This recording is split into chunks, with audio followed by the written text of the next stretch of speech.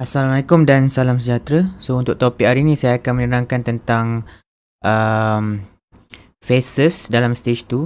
Okay, so kita tahu yang bila dia break MA200 dia dikira stage 2. Tapi stage 2 ni kita tak nak masuk dekat area-area yang lambat lah. So kita nak masuk dekat area-area yang awal. So phase dalam stage 2 ni dan base counting ni penting lah. Okay, first kali kita kena tahu pattern-pattern yang penting. Iaitu first kali pattern-pattern reversal lah. Kita panggil traditional pattern. Okay, traditional pattern.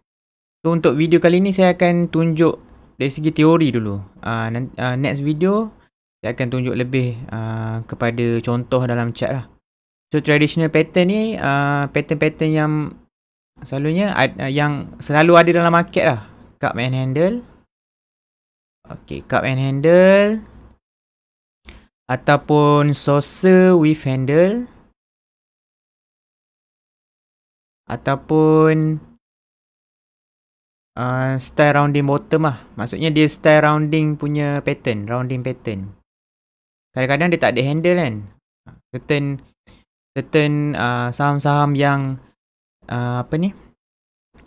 saham-saham yang medium small cap ni kadang-kadang dia tak buat handle. So kena tengok so cup and handle, saucer handle and rounding bottom. Ataupun flat base atau triangle. Flat base atau rectangle. Maksudnya bentuk petak lah. Bentuk macam kotak. And then seterusnya traditional pattern ni ada double bottom. Ini yang selalu ada dalam market. Dia ada banyak lagi pattern tapi ini yang selalu ada dalam market. Ini kita panggil traditional pattern lah.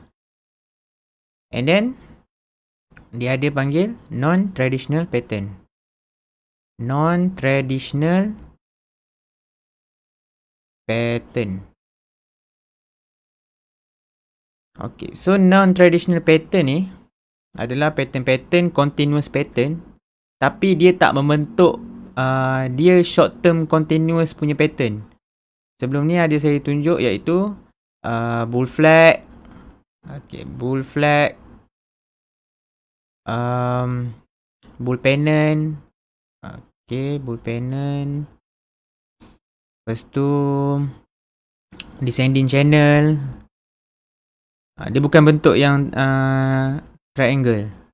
Macam sebab triangle dengan bull pennant semua ni, bull pennant ni selalunya dia form tu dalam short term lah, maksudnya less than 20 days, dalam masa sebulan. Triangle ni selalunya dia akan bentuk lagi lama lah, selalu a few months lah untuk bentuk. So kita nak tengok counter-counter yang ada non-traditional pattern ni.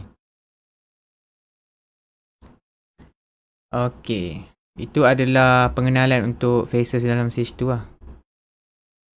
Alright, so stage 2 ni, okay, kita kena tahu first kali ada stage 1 kan.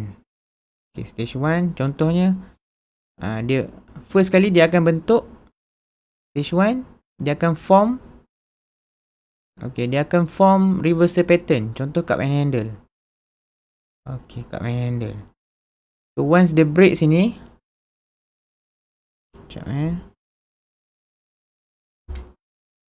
okay, kita try draw. Once dia break sini, dia break resistance. Dia break resistance traditional pattern ni. Kita panggil cup and handle. So dia akan teruskan kenaikan. Okay. Lepas tu dia akan buat continuous pattern. So kita panggil kat sini adalah phase 2. Sini phase 1. Okay, phase 1. Alright, ni phase 1. So ini adalah dia ada markup. Okay, dia ada markup and then dia buat temporary base. Ni temporary base.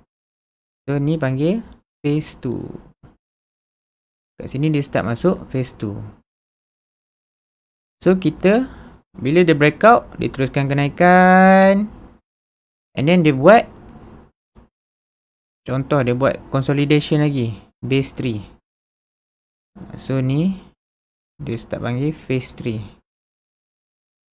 Phase 3. So dia start masuk stage 3. Dan dia jatuh. So kat mana kita nak fokus? Kat mana kita nak fokus? So kita nak fokus dekat area. Okay, kita nak fokus dekat area phase 1 dan phase 2 sahaja. Kita nak fokus dekat breakout phase 1 dan breakout phase 2. Tapi dia ada exceptional lah. Kadang-kadang dia boleh reset balik. So nanti saya akan terangkan juga pasal base reset ni. Ni dia ada phase 2 dan phase 3. So kita nak fokus dekat breakout phase 1 dan phase 2. Phase 1 dan phase 2. Ibaratkan kita nak pergi naik Gunung Kinabalu Kita nak pergi naik Gunung Kinabalu. Ini camp kita yang first. Ini camp kita yang first. Lepas tu kita naik, kita rehat jap, camp kita yang kedua. So kita nak fokus dekat camp yang pertama dan camp yang kedua. Yang camp ketiga ni dah lambat dah. Benda yang dah obvious dah. Retailer dah banyak nampak. So dia boleh meneruskan kenaikan, tapi selalunya dia akan more risky dan juga more short term punya trade lah. So kita nak fokus dekat area phase 1 dan juga phase 2. So kat sini kalau tengok phase 1 ni lebih kurang macam stage 1 lah. Okay, stage 1. Bila dia start, okay, kat sini ada markup. Kat sini ada markup ataupun slow rising. Ada markup ataupun slow rising. So slow rising ni dia tak semua counter ada lah. Slow rising. So dia ada markup dan juga slow rising. Kat sini ada base formation. Base formation ni maksudnya dari segi pattern lah, continuous pattern. So kita fokus dekat yang pattern tadi lah. Yang pattern non-traditional pattern tu. Kita nak fokus dekat bull flat, bull pennant, descending channel. Okay, so once dia break, paling cantik sekali sebenarnya masuk dekat area breakout phase 2. Itu paling cantik sebab dia lepas ni dia naik, dia laju. Lepas breakout phase 2 dia naik laju. So selalunya sini ideal buy untuk trader lah. Ideal buy untuk trader. Okay. So kita nak fokus dekat area phase 1 dan juga phase 2. So ini adalah secara teori lah. Secara teori macam mana base counting ni kan. So dia ada banyak lagi. Lepas-lepas ni saya akan terangkan lebih lanjut lagi pasal phases dalam stage 2 Mungkin kalau kita tengok contoh mungkin lagi faham, tapi ini adalah dia punya overall konsep dia. Overall konsep phases dalam stage 2. Okey, kita dah tahu breakout MA200 stage 2, tapi kadang-kadang kita tak tahu stage 2 ni dah lambat ke, masih awal ke. So dekat sinilah pentingnya phase dalam stage 2. So untuk tengok phase ni lagi cantik, guna weekly chart. Guna weekly. Sebab weekly ni dia less noise. So less noise, lagi senang untuk kita tengok base counting, untuk kita kira base. So itu saja untuk perkongsian saya hari ni tentang phases dalam stage 2 dan juga base counting. Selepas ni kita akan tengok contoh. So kat situ boleh lebih faham lah saya rasa. So that's all for me. Thank you so much. Assalamualaikum.